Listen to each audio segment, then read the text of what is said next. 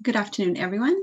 My name is Mariela Mascarin. I'm the Customer Insights Analyst at Electra, and I'm here today to share some of our findings and experiences with the AutoView data and how that is changing and how we shift our strategic thinking on e-mobility.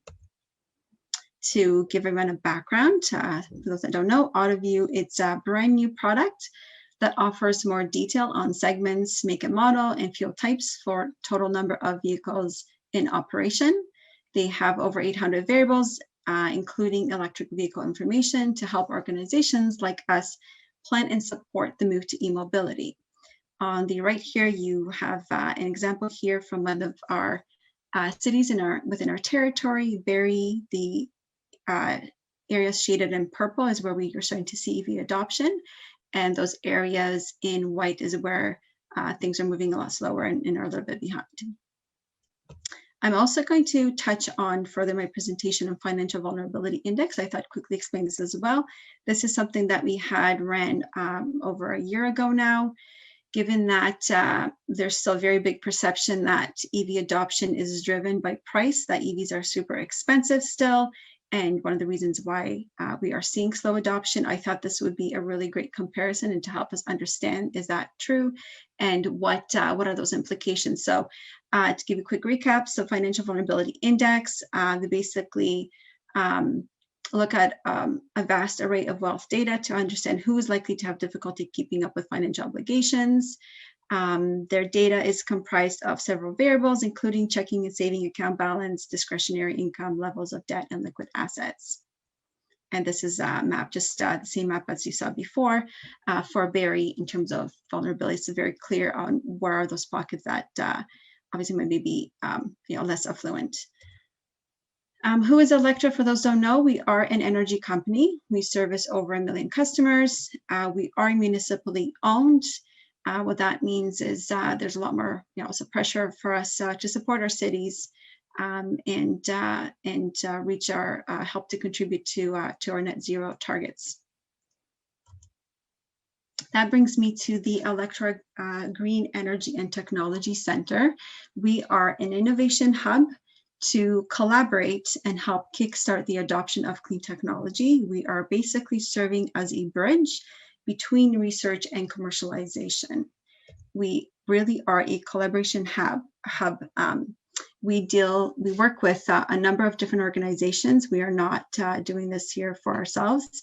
A lot of our pilot programs are influenced by Natural Resources Canada and the Independent Electric Systems Operator, as well as specifically to e-mobility, a number of technical organizations such as Karma, who has smart charging platform. Flow handles EV charging stations, and Bella, plug and drive, and so forth. Our goal ultimately is to work together to pave the way for an electric future. There are 3 components that are really key. Is 1, to help us improve access to charging stations. 2nd, help prepare our grid for more EVs. And most importantly, promote EV adoption to reduce greenhouse gas emissions. Not sure how many people are aware yet, but Canada has some pretty aggressive targets. By 2050, Canada needs to achieve net zero. So if you haven't seen any pressures on your organization yet, I think that you will start to see it coming across over the next few years. We are starting to see a lot from our business customers, from municipalities or our shareholders, a lot of pressures to help reach 2005 with targets to help them get their smaller targets for 2030, targets for 2040, with key milestones of where they need to be, and e-mobility playing a very big portion in that. So whether it is converting fleets to EV fleets, or bringing in new charging stations into condos, into malls, into retails, we are starting to see a lot of pressure, and we expect that to continue. As I mentioned, so we pilot a number of different projects. This is just an example of a few that are currently live. Really what the purpose is for us is to test the actual technologies, new technologies, and evaluate their effectiveness to really help bring forward implications for Ontario across smart EV charging stations, various off-peak charging strategies and rewards, integration of clean solar energy when GHG levels are detected on our provincial grid, and overall to track and understand our current charging behavior and make projections of what is that going to look like, at what pace is it happening, and what neighborhoods is it happening, so that we can all prepare for it. That brings me to one of our pilots. We find very handy with Environics Data is helping us get EV drivers on board. To be able to test a lot of these pilots, we need EV drivers. And as we know, the EV market is still a very niche group, so they are very hard to find. In the past, the way that we have done this is we've used sample data. We had done some research to help us understand what do those segments, EV segments, look like, and then found those segments in the rest of our 1 million customers. So that helped us bring down some of our outreach from 1 million to 75,000, which is a huge help. But now with today's AutoView data, that is even more streamlined. We just did a recent campaign a couple of weeks ago, and we were now able to bring that down to just under 4,000.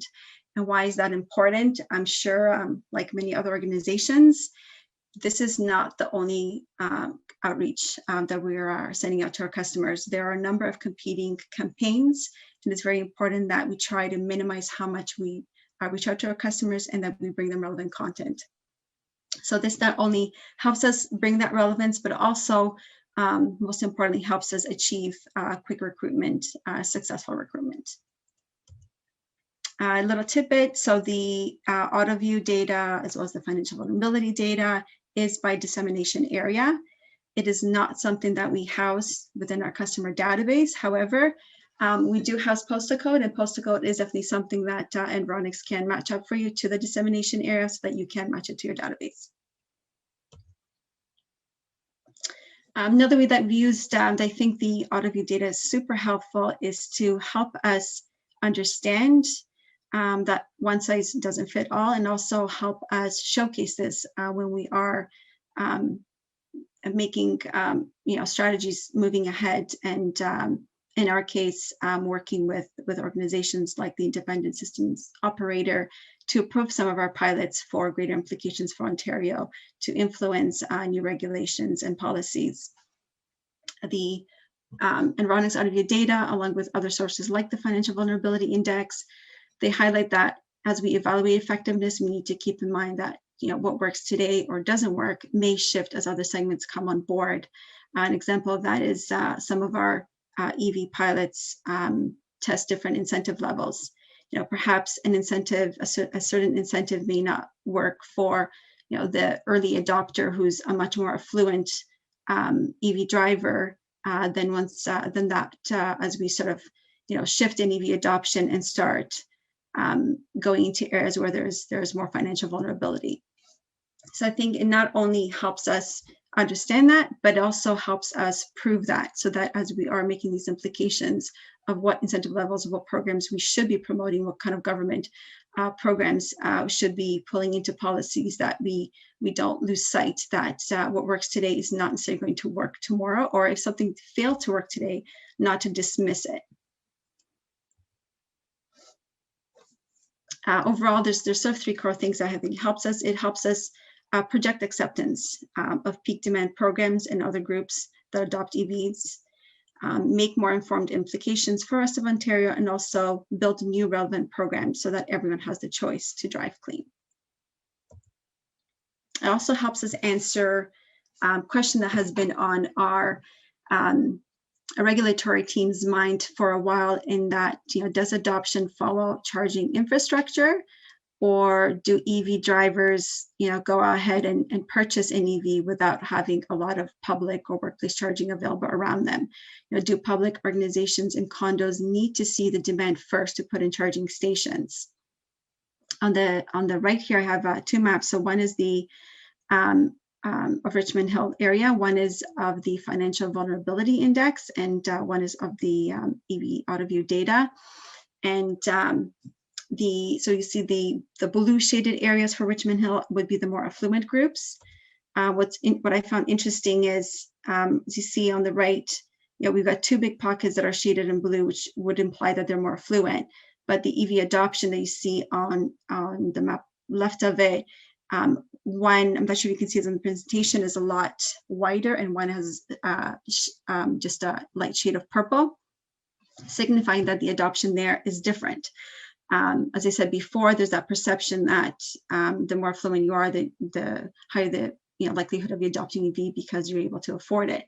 This map just kind of shows that. So if that financial state is the same, then why is it that one market is picking up quicker than the other? Is it that there is perhaps more charging infrastructure already available in one group versus the other neighborhood? The other thing I found incredibly interesting is as I compared these maps across several cities, including Hamilton, St. Catharines, Barrie, Mississauga, Brampton, is I've noticed a pattern that you see where we do have high EV adoption. That would be the dark purple, the map in the middle. Typically or often falls across pockets that are in that middle ground of affluency, where they're shaded in either white or that kind of a light orange. So that will help us answer that question. Do you need to be just affluent to financially affluent to be able to afford an EV? We will be putting some of those findings to the test. We are actually just about to launch a survey to help us get further insights on some of these differences. We've segmented our survey by a mix of the AutoView data and financial vulnerability data. On the right there, this is just a sample of our actual email invite that will be going out soon. We have with a teaser subject line, EVs present or future. We are trying to attract not just those that have already taken up EVs or are interested in, but also attract those that don't think that this is time to get an EV yet, and help us really understand what are some of the barriers and how do those barriers differ between a group that is, a lot less affluent. As I said before, there are very aggressive timelines, goals set for Canada to reach net zero. So everyone has to get on board. So we really need to understand how are we going to help some of these financial vulnerable pockets get there? What are some of the questions? What are some of the misperceptions perhaps that they have about EVs? So to help us test that, so a couple of things in particular we're interested in is, you see the highlights there in yellow and green. So those are the three groups that have the highest penetration of EVs. And the one that is the greatest, the 9%, is what I mentioned before, falls in that pocket that's kind of in the middle of being of affluency. That was shaded in white or orange. I find it very interesting that they are the top, and this research will hopefully help us identify and understand what distinguishes them between the group that is a lot more affluent. That is the blue, that is the 1%. Also find it interesting that we've got the 2% there amongst those groups that are dark orange, red, where they are a lot more vulnerable. Is it that it's a transitioning neighborhood? Is it that it's a mixed neighborhood? It'll help us answer some of these questions. Also help us understand, so the biggest group is that 9% among those white orange kind of pockets. How can we, what are some of the thoughts and perceptions in other pockets that are similar that have not picked up EVs yet? All of this will really help us get a better understanding where charging support is needed. Is it that some areas are behind because they have this range anxiety, that they're not seeing enough charging support, so they're not purchasing EVs? Also help us inform ZEVA programs. There are a lot of programs that are being pointed out right now by the government, Zero Emission Vehicle incentive programs to help support EV drivers, to help support and expedite EV fleet conversion, and as well as to bring in a lot more public and workplace charging. So I think this data and understanding and be able to see this visually helps us understand, okay, well, which are the pockets where are behind, where we are starting to see some light purple that are starting to adopt it, and is it, are we not seeing the growth happening to the same extent as other areas because they are lacking that charging infrastructure? This will help us bring, as we're trying to help promote these programs, help us identify what kind of organizations we should be reaching out to help bring in charging, but also help give those organizations some proof that to show them that there are a lot of EV drivers in your area, and if you are not putting in public support, then you are missing out on that great opportunity to bring something to your customer that is needed. And overall, to my third point, help prepare our grid for EVs. The cycle to help us make changes to the grid, to help us bring in new transformers to increase the size of transformers to support all this extra load. It's a fairly lengthy process. In some cases, we need to put an application 10 years in advance. So this is not something where we can prepare for in days, in a year. There's a fairly long application process. It's really important to that we understand this and get this right. I mean, just looking at these maps, the first two are from Aurora, the ones in the middle are Aurora and Markham. You can very visibly see there are pockets that have already really picked up and are growing a lot faster versus on the other side, we've got St. Catharines and Barrie, where penetration is a lot slower. And then just within Markham alone, I mean, there's a lot of diversity. So helping us understand where we need to prioritize first, where we need to be prepared is just super helpful to make sure that we get these projections right. Because like I said, it's a very lengthy process and not something that we can do last minute. And I think for other organizations, whether you are a hospital or a retail outlet, car manufacturer, I think it's also very important to understand that, are you going to have more EV drivers in your area? Are you going to need to support them? How many stations do you need to put in? Are you looking at putting in 10 or do you need to put in 30? What does that mean for your space? So I think it really is very beneficial for us to get that understanding. Where do we need to react first? And what does that pace of that reaction need to look like? As I mentioned before, if you haven't seen these, pressures of these targets, they are coming.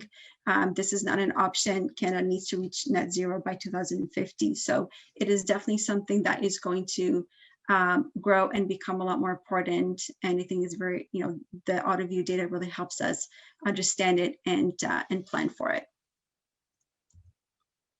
Thank you. That brings me to the end of the presentation. If anyone has any questions, I would love to answer them, and also want to just emphasize, we are a collaboration hub. We are here to work together. So also, invite anyone to connect with me at a later point.